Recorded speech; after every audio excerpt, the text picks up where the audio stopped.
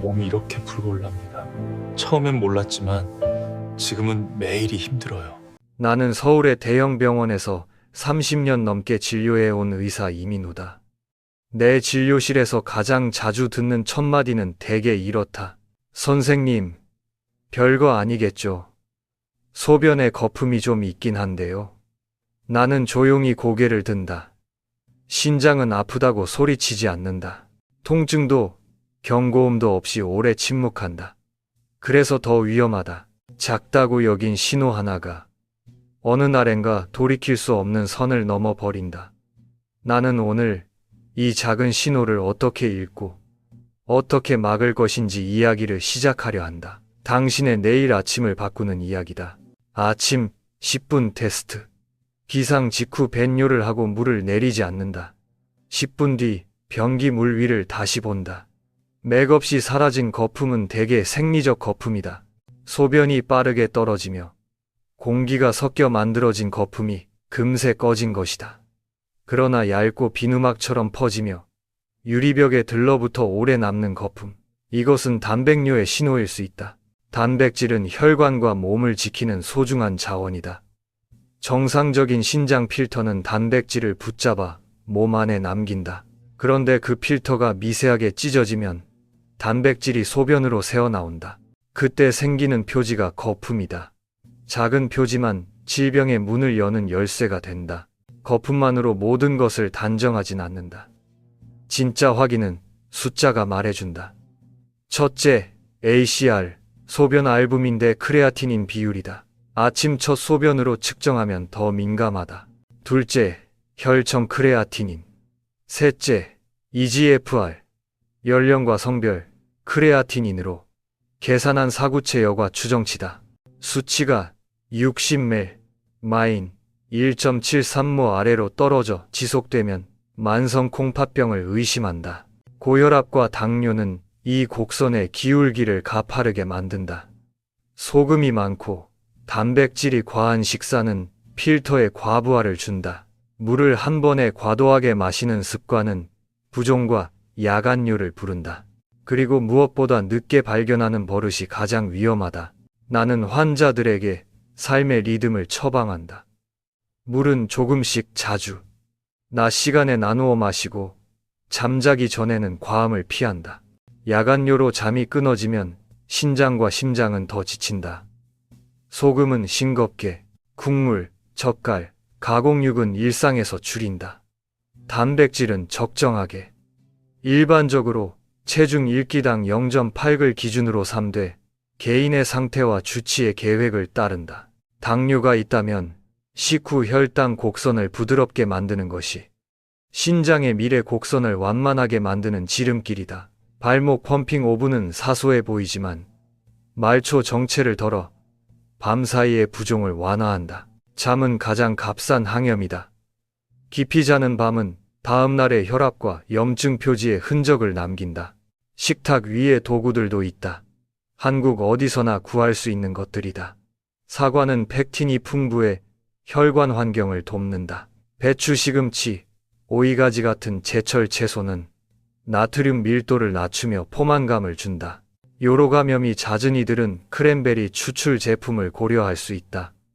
세균의 부착을 억제해 상행 감염 위험을 낮춘다. 그러나 만성 콩팥병 진행 단계에서 칼륨 조절이 필요한 환자는 과일 주스 섭취량을 반드시 주치의와 상의해야 한다. 자연은 안전하다라는 막연한 믿음이야말로 병동에서 가장 자주 보는 오해다. 자연에도 용량과 타이밍이 있다. 약과 음식 사이의 경계는 복용법이 만든다. 나는 종종 심장 이야기를 곁들인다. 심장은 펌프, 신장은 필터다.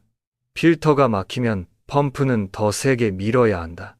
펌프가 지치면 필터로 가는 혈류가 거칠어진다. 그래서 신장을 지키는 처방은 곧 심장을 지키는 처방이 된다.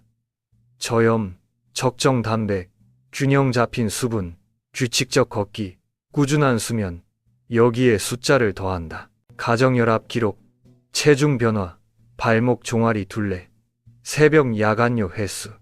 몸은 하루에도 수차례 신호를 보낸다. 관찰은 치료의 전주곡이다. 관찰은 돈이 들지 않는다. 다만 관심이 든다. 관심은 시간을 번다. 신장병에서 시간이란 사치가 아니라 생존이다. 어느 날 한 노신사가 들어왔다.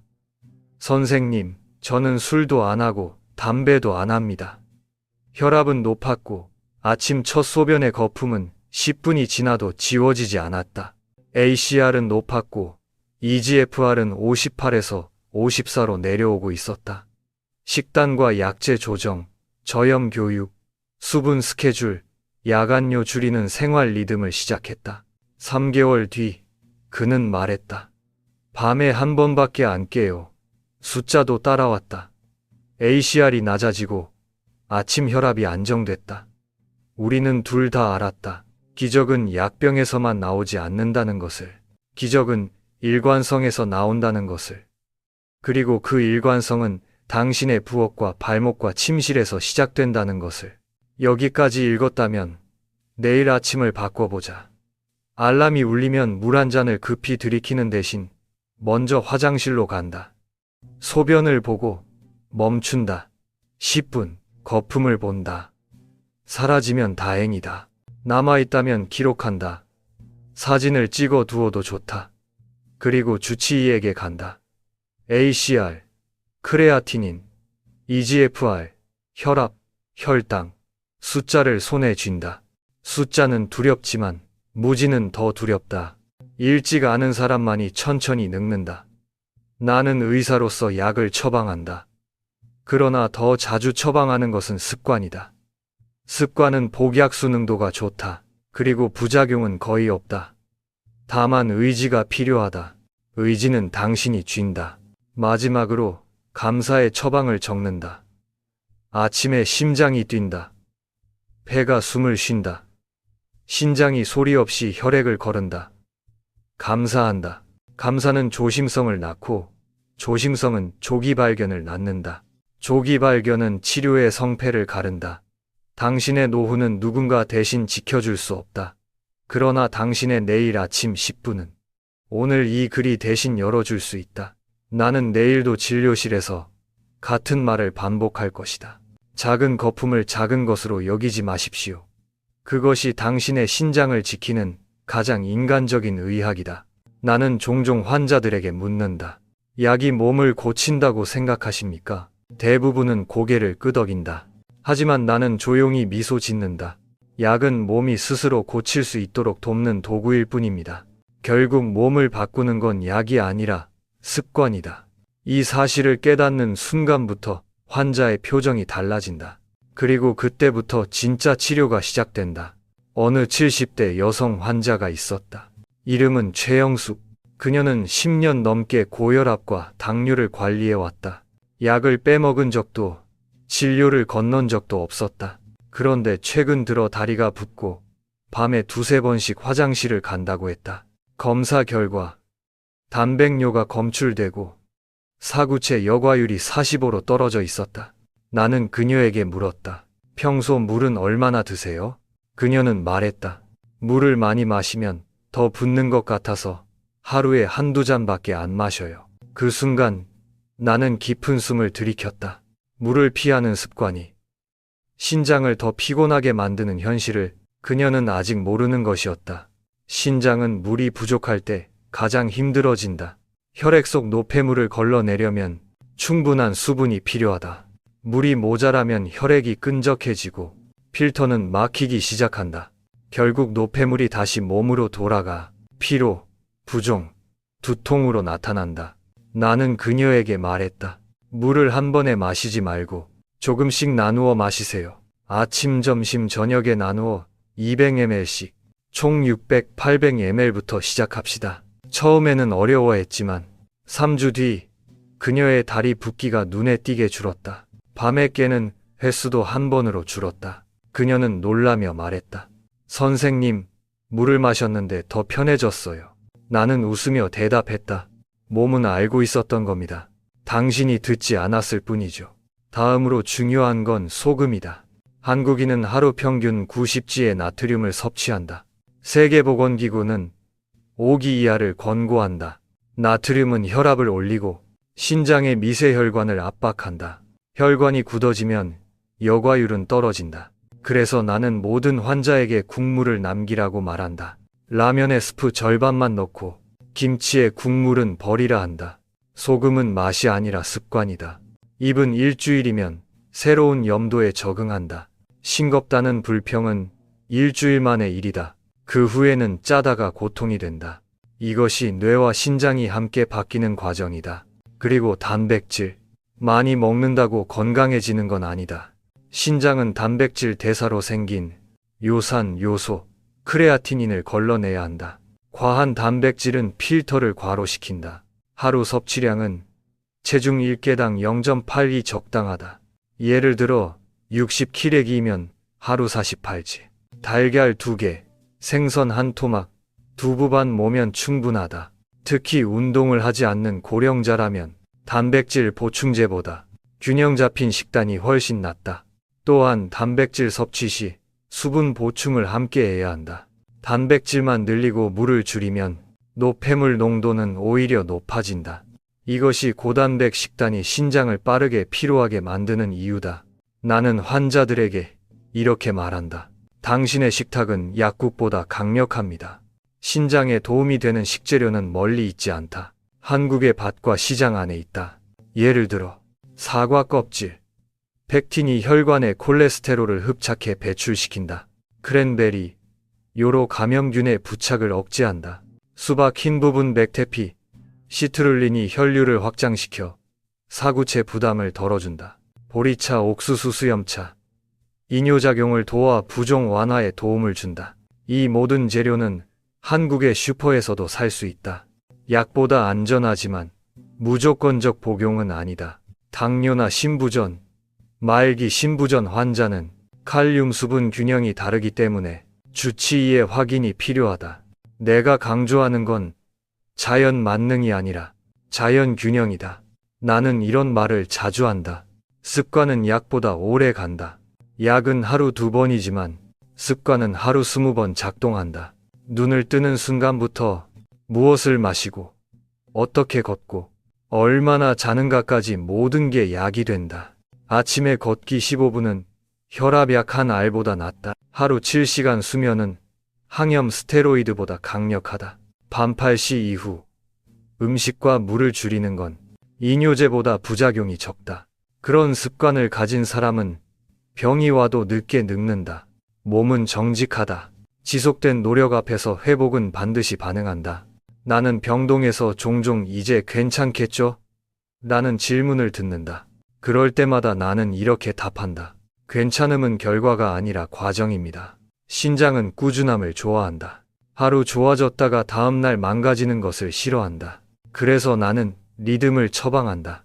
식사, 수면, 약, 걷기, 물, 이 5가지를 하루 같은 시간에 반복하면 신장은 안정을 되찾는다. 규칙은 신장의 언어다. 몸은 그 언어를 이해할 때 비로소 회복을 시작한다. 내가 의사로 일하며 배운 건 병은 지식으로 맑고 회복은 습관으로 만든다는 진리다. 그녀, 최영숙 씨는 이제 매일 아침 내게 문자 하나를 보낸다. 선생님, 오늘도 10분 테스트 통과입니다. 그 한 문장이 나에게는 어떤 논문보다 값지다. 나는 그녀가 더 이상 병이 아니라 삶의 주인이 되었다는 걸 안다. 신장은 침묵에 잠기지만 몸은 여전히 대화할 준비가 되어 있다. 당신이 귀를 기울이면 된다. 그리고 그 대화는 약병이 아니라 부엌과 발목, 침대에서 시작된다. 나는 지금 이 글을 읽는 당신에게도 같은 부탁을 한다. 내일 아침 물을 한 잔 마시기 전에 10분만 눈을 두세요. 거품이 없다면 감사하세요. 있다면 두려워하지 말고 기록하세요. 의사는 그 기록으로 당신을 도울 수 있다. 두려움보다 용기가 더 큰 치료제다. 습관은 약보다 오래 간다. 그 말이 당신의 마음속에 남는다면 이미 절반의 치료는 끝난 것이다. 나는 의사로서 30년 동안 수많은 노년의 몸을 보아왔다. 그중 가장 안타까운 장면은 심장과 신장이 함께 무너지는 순간이다. 심장이 약해지면 신장은 피를 충분히 공급받지 못하고 신장이 막히면 노폐물과 나트륨이 다시 피로 돌아가 심장은 더 세게 뛰어야 한다. 이 악순환이 오래 계속되면 결국 사람은 숨이 차고 다리가 붓고 밤마다 잠에서 깬다. 환자는 말한다. 그냥 나이 들어서 그렇겠죠. 나는 그 말을 들을 때마다 마음이 무너진다. 노화는 병이 아니지만 방심은 병을 만든다. 내가 잊지 못하는 환자가 있다. 오성호, 64세. 퇴직 후 평범한 일상을 보내던 분이었다. 그는 어느 날 갑자기 호흡곤란으로 응급실에 실려왔다. 혈압은 190, 110. 혈중 칼륨은 정상의 2배였다. 심장은 불규칙하게 뛰고 있었다. 검사 결과 사구체 여과율은 18. 그의 신장은 이미 80% 이상 손상돼 있었다. 그의 아내는 말했다. 요즘 밤마다 화장실을 자주 가고 다리가 붓는다고 했지만 그냥 나이 탓인 줄 알았어요. 나는 침묵했다. 그 몇 마디가 내 가슴을 깊이 찔렀다. 작은 신호를 노화라 이름 붙이는 순간 치료의 문은 닫힌다. 심장과 신장은 늘 손을 잡고 있다. 심장이 피를 보내면 신장은 그것을 걸러 다시 돌려보낸다. 혈류는 두 기관의 대화다. 그 대화가 막히면 전신이 혼란에 빠진다.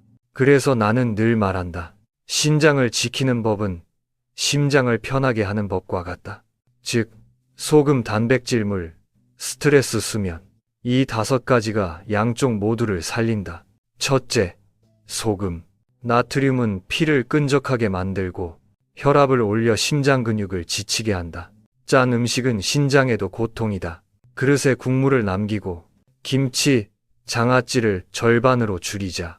싱겁게 먹는 사람은 오래 산다는 말은 의학적 사실에 가깝다. 둘째, 단백질. 과도한 단백질은 신장의 필터를 망가뜨린다. 하지만 지나치게 적게 먹으면 근육이 줄고 심장은 더 빠르게 뛰어야 한다. 균형이 중요하다. 체중 1kg당 0.8g. 이 원칙 하나로 많은 환자가 안정되었다. 필요하다면 영양사와 상담해 자신의 단백질 예산표를 만들어 보라. 셋째, 물. 물은 피를 묻게 만들고 혈액이 신장으로 잘 흐르도록 돕는다. 그러나 한 번에 너무 많이 마시면 오히려 부담이 된다. 시간을 나누어 조금씩 아침에 1컵, 점심에 1컵, 오후에 1컵, 밤 8시 이후에는 줄이기. 이 간단한 리듬이 야간요와 부종을 줄이는 첫걸음이다. 넷째, 스트레스. 스트레스는 혈관을 수축시켜 혈류를 막는다. 이것이 만성적으로 반복되면 심장과 신장은 동시에 피로해진다. 나는 환자들에게 매일 10분 명상을 권한다.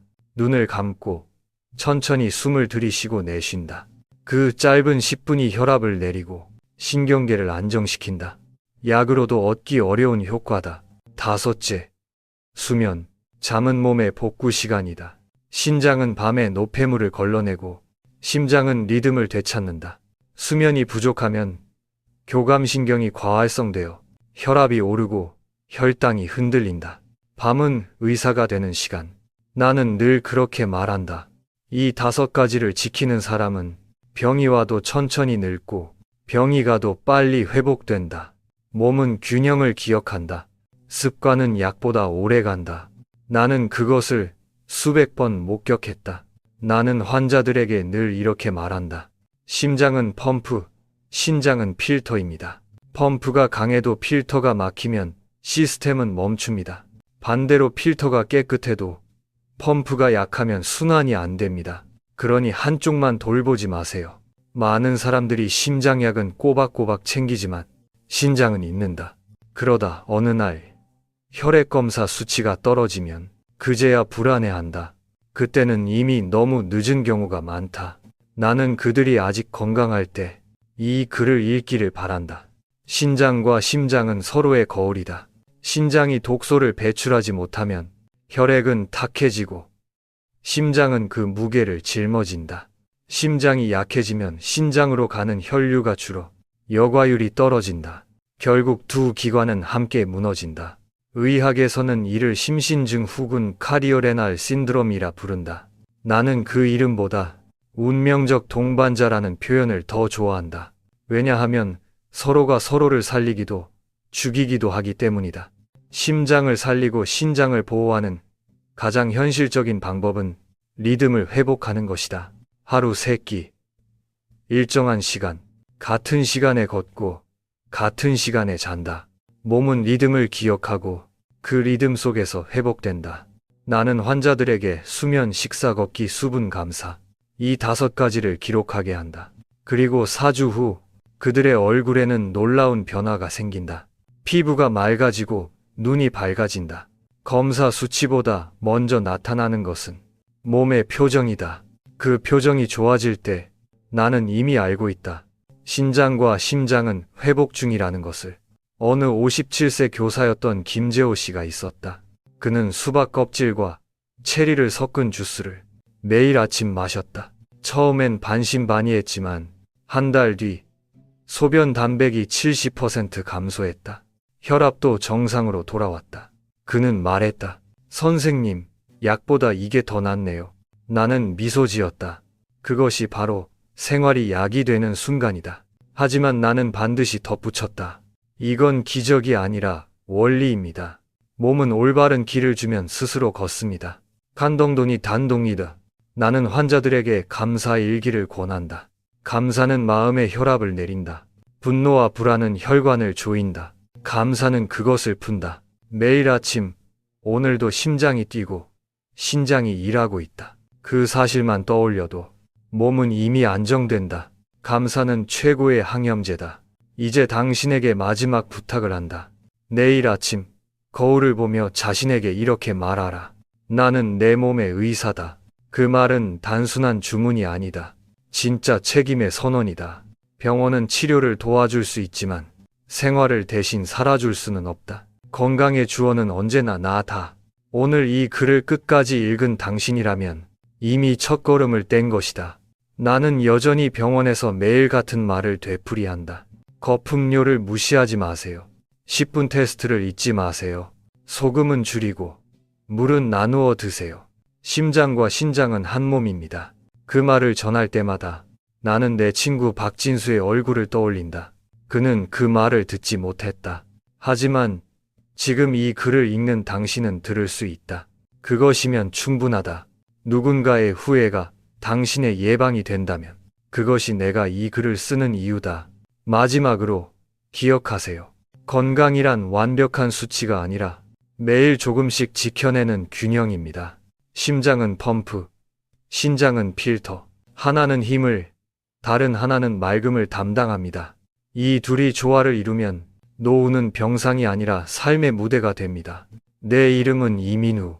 서울의 병원에서 노인들의 신장을 돌보며 살아온 의사입니다. 오늘의 이야기가 누군가의 내일을 구할 수 있기를, 그것이 내 평생의 소망입니다. 심장과 신장은 한 몸이다. 작은 거품 하나가 보내는 신호를 들을 때 당신의 노후는 달라진다.